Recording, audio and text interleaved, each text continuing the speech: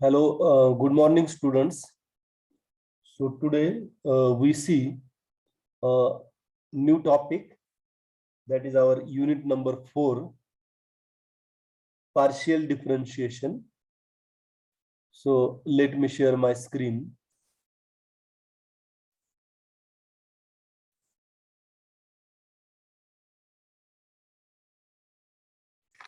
So in the I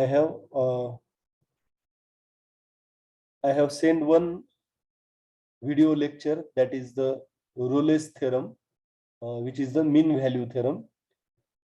I will make another video of the mean value theorems.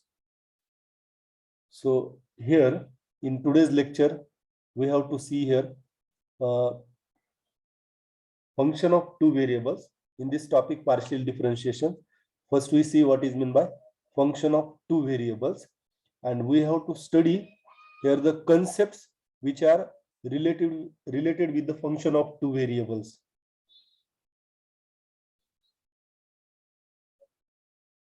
So here up to this we have studied the function of single variables. आपण यापूर्वी काय शिकलेले? Function of single variable. Function of single variable we write here suppose y is equal to f of x. Y is equal to f of x means y is a function of variable x. Y is a function of variable x. So y is a function of single variable x. So here y is a function of single variable. आता याच्या अगोदर आपण जे functions शिकलेले आहेत ते तिथं given function हे सिंगल व्हेरिएबलचं फंक्शन असलेलं शिकलेले y is equal to F of X. तर याचे एक्झाम्पल्स बघितले तर आपण y is equal to F of x is equal to x square. पुन्हा एक्स मधलं कोणतंही एक्सप्रेशन हे फंक्शन ऑफ सिंगल व्हेरिएबलचं एक्झाम्पल असेल. Suppose we take here y is equal to some function is equal to something sine X. हे देखील single variable आहे. X ची व्हॅल्यू जर ठेवली तर आपल्याला फंक्शनची इथं व्हॅल्यू मिळेल. Now we have to see here what is mean by function of two variables. Function of two variables means suppose I write here its general form z is equal to f of x comma y. Now here for the function of single variable, this y is a dependent variable. This y is said to be dependent variable, and this x is a independent variable.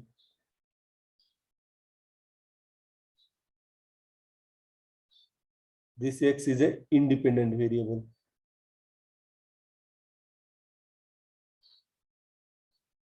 Means here in this example y is equal to f of x is equal to x square. So if I put x is equal to 1, then we get y is equal to f of 1 is equal to 1 square is a 1. Means if we substitute the value of x, then we get the value of y. जर आपण याच्यात x ची value put up केली तरच त्याच्यापासून आपल्याला y ची किंमत मिळते. म्हणजे y ची किंमत ही x च्या किमतीवर अवलंबून आहे. The value of y is depends on the value of x. That's why y is said to be dependent variable and x is said to be the independent variables. So likely we have to see here the function of two variables.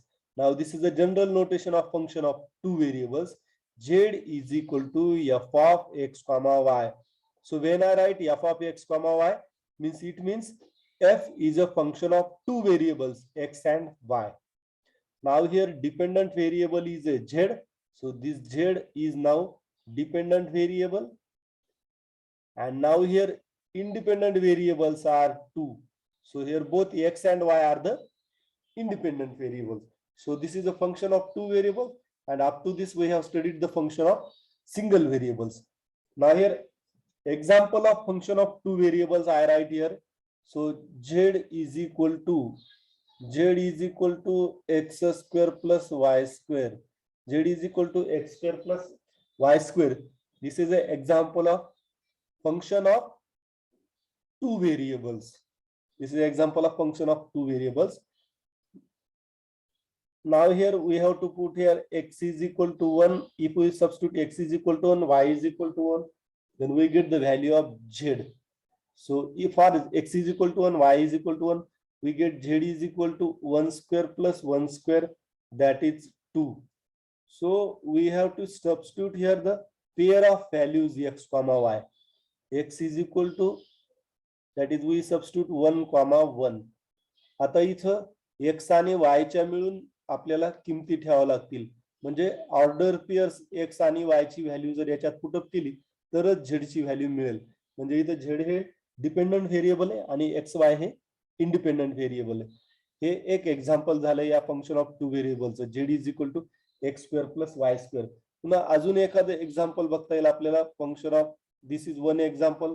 अजून एक example पाहता येईल.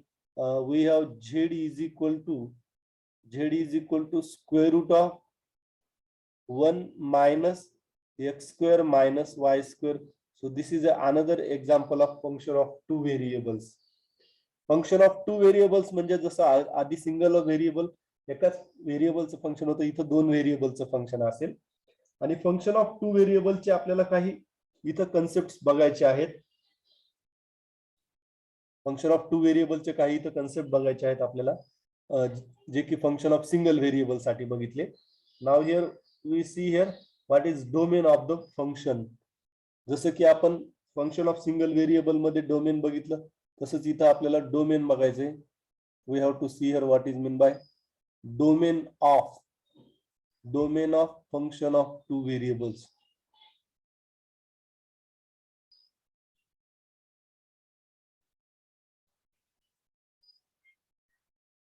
Domain of function of two variables.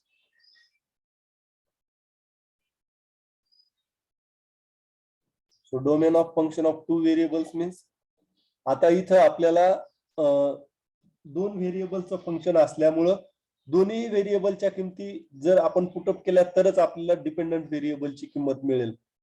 म्हणजे जसं function of single variable मध्ये आपण बघितलं होतं, फंक्शनचं डोमेन म्हणजे काय, जर एफ हे फंक्शन ए आणि ए इंटू बी ह्या सेटवर असेल, if f is a function from A into B, म्हणजे इथं पहिला जो सेट असतो त्याला आपण डोमेन म्हणतो. First set is a domain and second set we said this second set as a codomain of the function. म्हणजे फंक्शनचं डोमेन काय की ज्या सेटच्या प्रत्येक पॉइंटवर फंक्शनची किंमत निघते त्या सेटला काय म्हणतो आपण, डोमेन ऑफ द फंक्शन. जसं आपण हे एक्झाम्पल बघितलं होतं याच्यापूर्वी, मी तुम्हाला एक्सप्लेन केलेलं आहे.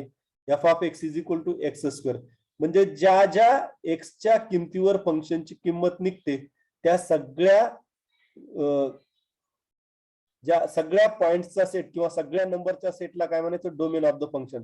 जसं F of x is equal to x square हे जे फंक्शन आहे, प्रत्येक रिअल नंबरचा स्क्वेअर आपल्याला मिळतो, म्हणून मग सगळ्या रिअल नंबरचा सेट हा काय होईल, या फंक्शनचा डोमेन होईल. आणि जसं मी तुम्हाला सांगितलं होतं की जर एखाद्या पॉइंटवर फंक्शनची किंमत निघत नसेल, तर तो पॉइंट किंवा तो नंबर त्या फंक्शनच्या डोमेन मध्ये नसेल. आता याचं उदाहरण आहे हे फंक्शन, दुसरं फंक्शन मी घेतो, F of x is equal to 1 by X. X is equal to 0 ह्या पॉइंटवर फंक्शनची किंमतच निघत नाही. बघा, एक्स इज इक्वल टू 0 याच्यात जर आपण ठेवलं तर काय मिळेल, f of 0 is equal to 1/0. At 1/0 that is we cannot divide 1/0. This is not defined. म्हणजे एक्स इज इक्वल टू 0 ह्या पॉइंटवर f of x is equal to 1 by x या फंक्शनची किंमत निघत नाही, म्हणून या फंक्शनच्या डोमेन मध्ये 0 हा पॉइंट येणार नाही. पण हे या फंक्शनची सगळ्या रिअल नंबर्सवर किंमत निघेल, फक्त एक्स इज इक्वल टू 0 ह्या पॉइंटची किंमत निघणार नाही, म्हणून एक्स इज इक्वल टू 0 हा पॉइंट या फंक्शनच्या डोमेन मध्ये येणार नाही. म्हणजेच या फंक्शनचा डोमेन काय होईल, सगळे रिअल नंबर त्याच्यामधून 0 कट करायचा. आता हे तुम्हाला फंक्शन ऑफ सिंगल व्हेरिएबल मध्ये डोमेन म्हणजे काय माहित झालं. आता आपल्याला काय बघायचंय, फंक्शन ऑफ टू व्हेरिएबलचं डोमेन. म्हणजे फंक्शन ऑफ टू व्हेरिएबल मध्ये आपल्याला एक्स आणि वायच्या जोडीच्या किमती ठेवाव्या लागतील. म्हणजे फंक्शन ऑफ टू व्हेरिएबलचं डोमेन म्हणजे काय, अशा ऑर्डर पेअरचा सेट, एक्स आणि वायच्या किमतींचा सेट की ज्या किमतींमुळे फंक्शनची किंमत निघेल त्याच्यामुळं व्हॅल्यू निघेल. म्हणजे फंक्शन ऑफ टू व्हेरिएबलचा डोमेन म्हणजे काय, अशा एक्स कॉमा वाय ऑर्डर पेअरचा सेट असला पाहिजे की त्या ऑर्डर पेअरवर फंक्शनची किंमत ही डिफाईन झाली पाहिजे किंवा निघाली पाहिजे. That set is said to be the domain of the function of two variables. Now here is a two examples. We take here examples. So these examples may be asked in the MCQ. Give the domains of the following functions.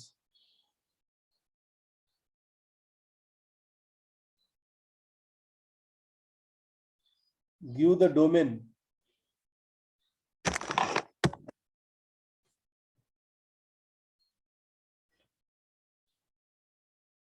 Give the domain of following functions.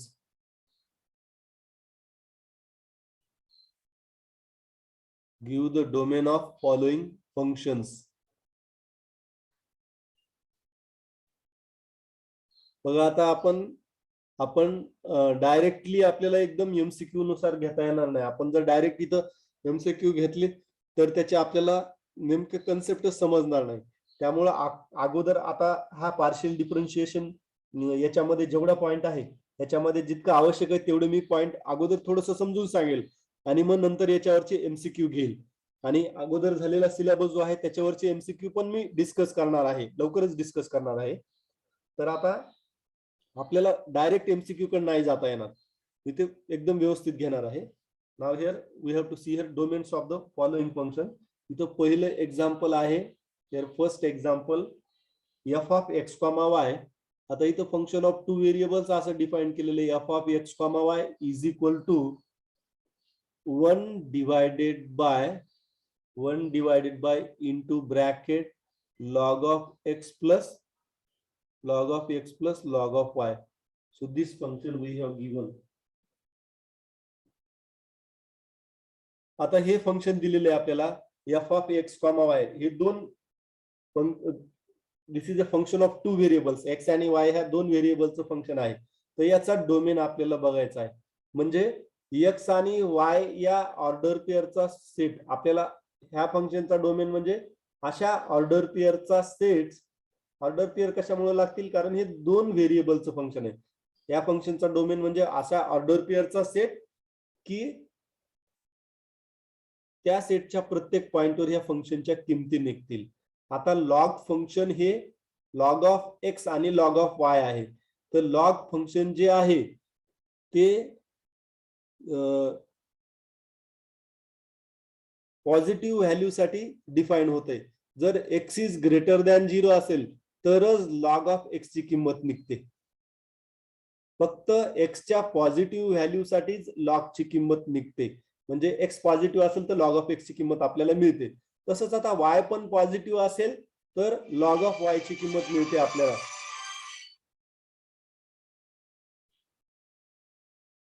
Y पण जर positive असेल तरच log Y ची पण किंमत मिळते. बघा, x positive असेल तर लॉग एक्स च्या किमती निघतील. सगळे वाय जे पॉझिटिव्ह असतील त्याच्यावर लॉग वाय ची किंमत मिळेल.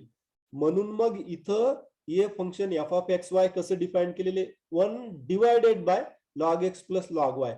म्हणजे लॉग एक्स ची किंमत कधी निघेल जर एक्स पॉझिटिव्ह असेल, लॉग वाय ची किंमत कधी निघेल जर वाय च्या सगळ्या किमती पॉझिटिव्ह असतील. तर मग 1 log x plus log Y च्या किमती कधी निघतील जर एक्स आणि वाय हे पॉझिटिव्ह असतील. तर आता या फंक्शनचा डोमेन काय असेल बघा. आता ह्याच गोष्टी एमसीक्यू मध्ये विचारल्या जातील. या फंक्शनचा डोमेन काय, अशा ऑर्डर पेअरचा सेट. आपण सेट मध्ये सेटचं एक नोटेशन आहे कर्ली ब्रॅकेट मध्ये. हे काय लिहिले मी, order pair x y. Domain या फंक्शनचा डोमेन काय, अशा सगळ्या x comma y order pairs आहेत. आणि ही तिरपी रेष म्हणजे काय, ऑब्लिक म्हणजे काय, सच दॅट. म्हणजे अशा ऑर्डर पेअर्स आहेत. ही तिरपी रेष म्हणजे सच दॅट की त्या ऑर्डर पेअरच्या एक्स आणि वाय ने कुठली कंडिशन सॅटिस्फाय केली पाहिजे. The domain of this function is a set of all order pairs x, y such that condition काय, x is greater than 0, y is greater than 0. x greater than 0 असेल तर log x ची किंमत निघेल, y greater than 0 असेल log y ची किंमत निघेल. म्हणजे पूर्ण फंक्शनच्या किमती कधी निघतील, असे x, y ऑर्डर पेअर्स ज्याच्यामध्ये एक्स पॉझिटिव्ह असला पाहिजे, वाय पॉझिटिव्ह असला पाहिजे.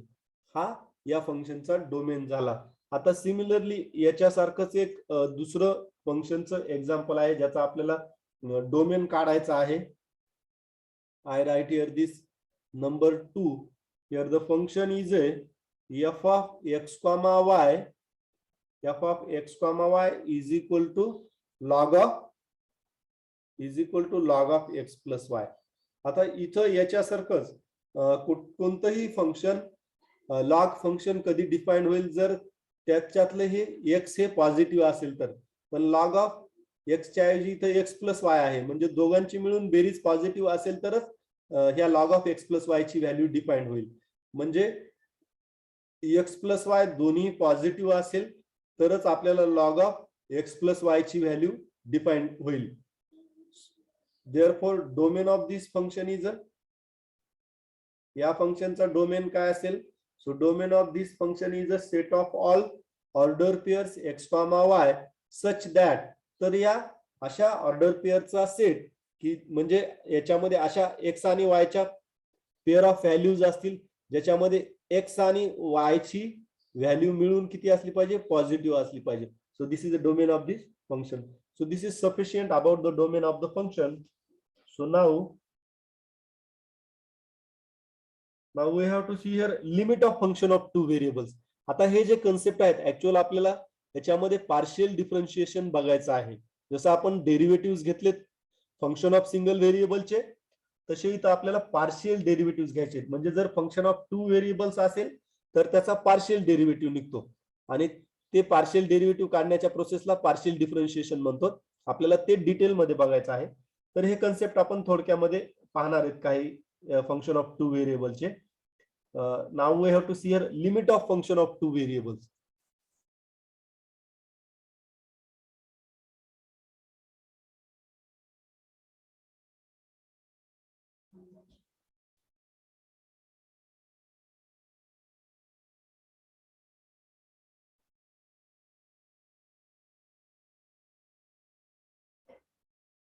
So limit of function of two variables. Limit of function of two variables. So first I defined here for the function of single variable. Function of single variable साठी आपण लिमिटचा concept बघितलेला आहे. We say that limit as x tends to a of the function f of x. हे काय f of x म्हणजे single व्हेरिएबलचं function is equal to l. आपण ज्यावेळेस असं लिहितो त्यावेळेस काय म्हणतो?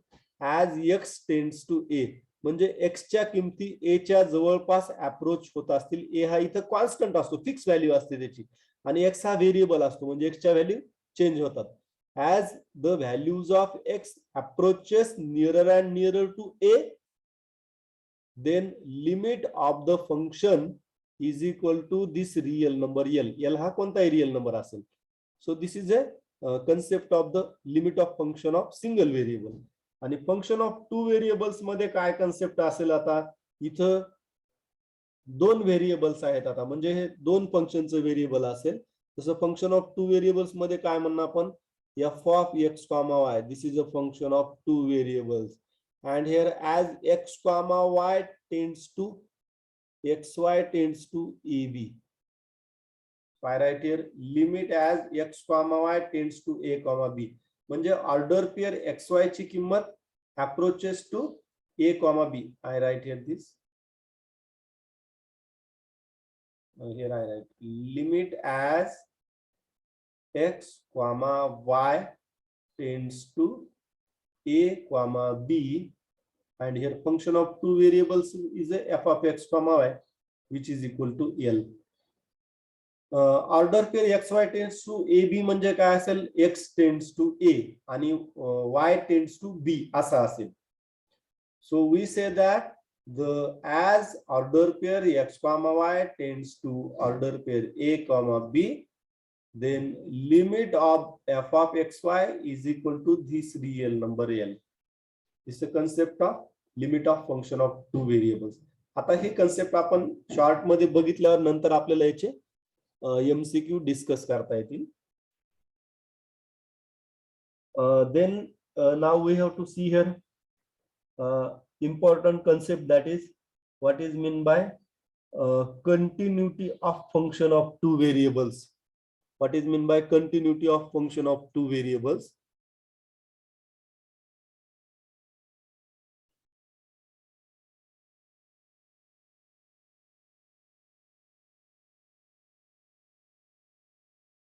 So this concept is a limit of a continuous function. Limit of a continuous function. आता हा जो पोर्शन मी शिकवलेला आहे याची बुक मधली मी इमेजेस तुम्हाला ग्रुपवर टाकतो, म्हणजे तुम्हाला ती व्यवस्थित लिहून घेता येईल किंवा एमसीक्यू साठी तुम्हाला अभ्यासाला उपयोगी पडेल. Limit of A continuous function. we have to see here limit of a continuous function. जसं फंक्शन ऑफ टू व्हेरिएबल मध्ये आपण x is equal to a ह्या पॉइंटवर फंक्शन कंटिन्युअस आहे असं कधी म्हणतो? Suppose we have f is a function. So when we say that this function f is continuous at a point x is equal to a ह्या पॉइंटवर function हे continuous आहे असं आपण कधी म्हणतो? We say that the function is continuous at x is equal to a if limit as x tends to a of the function f of x which is equal to f of a, then we say that this function is continuous at a point a. आता function हे a point वर continuous आहे कधी म्हणतो? जर या फंक्शनच्या लिमिटची किंमत लेफ्ट हँड साइडला काय लिहिलं हे आपण हे पूर्ण ही काय आहे? एफ ऑफ एक्स या फंक्शनचं लिमिट आहे as X tends to A. मग लेफ्ट हँड साइडला फंक्शनच्या लिमिटची किंमत as X tends to A, limit फंक्शनच्या लिमिटची किंमत. आणि एफ ऑफ ए म्हणजे काय? फंक्शन मध्ये एक्स इज इक्वल टू ए जर किंमत ठेवली, फंक्शनची ए ह्या पॉइंटवरची किंमत काढली, एफ ऑफ ए म्हणजे फंक्शनची ए ह्या पॉइंटवरची किंमत, आणि लेफ्ट साइडला काय आहे? फंक्शनच्या लिमिटची किंमत. दोन्हीही जर ह्या व्हॅल्यू सारखे असतील तर अशा वेळी आपण काय म्हणत? फंक्शन हे ए ह्या पॉइंटवर कंटिन्युअस आहे. This is a function of continuity of function at a point, at a single point x is equal to a. आणि मग असंच फंक्शन ऑफ टू व्हेरिएबल्स मध्ये काय? फंक्शन ऑफ टू व्हेरिएबल्स मध्ये आपण when we say that a function is continuous at a order pair. आता इथं function of two variable साठी सिंगल पॉइंट नाही, आपल्याला ऑर्डर पेअर्सच घ्यावं लागतील. So when we say that a function is continuous at a comma b, here suppose this f of x comma y, this is a function of two variables and this is said to be continuous. This is said to be continuous at. आता इथं दोन point पण कधी order pair असेल. We said that this function f of x y is continuous at a point order pair ab if limit of the function, if limit of f of xy as xy tends to ab, ही काय झाली? लिमिटची value झाली. ह्या फंक्शनच्या लिमिटची value ही कशाच्या equal असली पाहिजे? F of AB. F of AB म्हणजे या फंक्शनची एबी ह्या पॉइंटवरची किंमत. फंक्शनची एबी ह्या पॉइंटवरची किंमत म्हणजे फंक्शन मध्ये एक्स ची किंमत ए आणि वाय ची किंमत बी जर पुटअप केल्यानंतर जी व्हॅल्यू मिळते that is said to be value of function at the point a b. म्हणजे फंक्शन टू व्हेरिएबलचं फंक्शन ए बी ह्या पॉइंटवर कंटिन्युअस आहे असं कधी म्हणणार आपण? If value of limit of this function is equal to value of the function at that point, then we say that the function is continuous. So this is sufficient. Now in this video lecture, what we have studied, that we have studied here what is mean by function of two variables by comparing with the function of single variables. जसं की function of single variable मध्ये independent variable एकच असते किंवा function हे एकाच व्हेरिएबलचं function असते. Function of two variables मध्ये इंडिपेंडंट व्हेरिएबल्स दोन असतात. याचे आपण काही एक्झाम्पल्स बघितले आणि मग domain of function of two variables बघितलं. जसं फंक्शन ऑफ सिंगल व्हेरिएबल मध्ये डोमेन असते तसंच फंक्शन ऑफ टू व्हेरिएबल्स मध्ये पण डोमेन मधला प्रत्येक पॉइंट आता ऑर्डर पेअर असेल फंक्शन ऑफ टू व्हेरिएबल मध्ये. मग डोमेन ऑफ फंक्शन्स हे 2 एक्झाम्पल पाहिले. त्यानंतर limit of function of 2 variables हा एक कन्सेप्ट बघितला. And then we have see here what is mean by a function of 2 variable is continuous at a point. So we have studied this concept, and now after this we have to study a very interesting concept of the function of 2 variables, that is partial derivatives, and then examples of the partial differentiation. So we study this in the next video lecture. So we stop here.